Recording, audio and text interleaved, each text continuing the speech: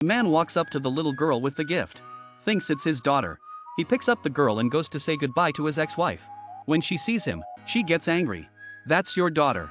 Before Benno could react, the ex-wife slapped him in the face. And Blackie gave him one too. Benno was about to get beat up.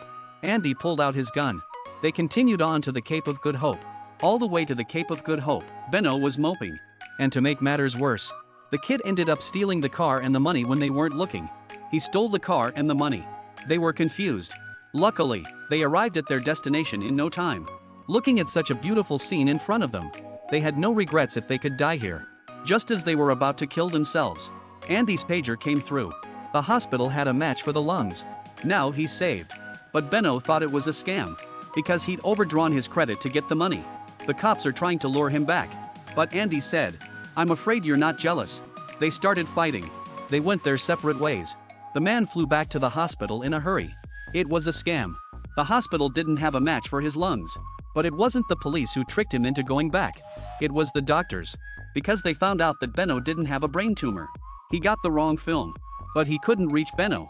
Benno ran away with Andy. That's why he tricked Andy into coming back. After hearing that, Andy lost all hope. He was worried that Benno had killed himself. But Benno didn't kill himself. He went to the beach to see his daughter secretly. Suddenly, he saw his daughter fall asleep just like him.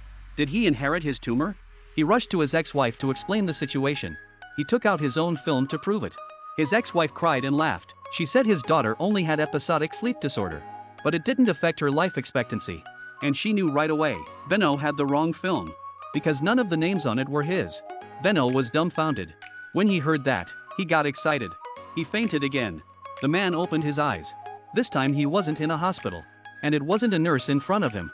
Instead, it was his daughter's innocent smile. The man was so happy. Suddenly he thought of Andy again. It's a good thing that at the end of his life, Benno rushed to the hospital. He took him to the rooftop to watch the sunrise for the last time. Andy took off his oxygen mask and told Benno those were the happiest days of his life. And with those words, both men collapsed. But one went and the other slept. In the end, Benno paid back the loan he had taken out earlier. Benno gave up the compensation for the hospital's misdiagnosis. Because he said, "This misdiagnosis was the best thing that ever happened to me." They were both terminally ill. That's why they let themselves go crazy. They went on a trip. Even though one was diagnosed, one was misdiagnosed. But when a man knows he's going to die, maybe he'll realize freedom is the most important thing. I hope that every day we have ahead of us is a day we don't regret. Every day will be the coolest day ever.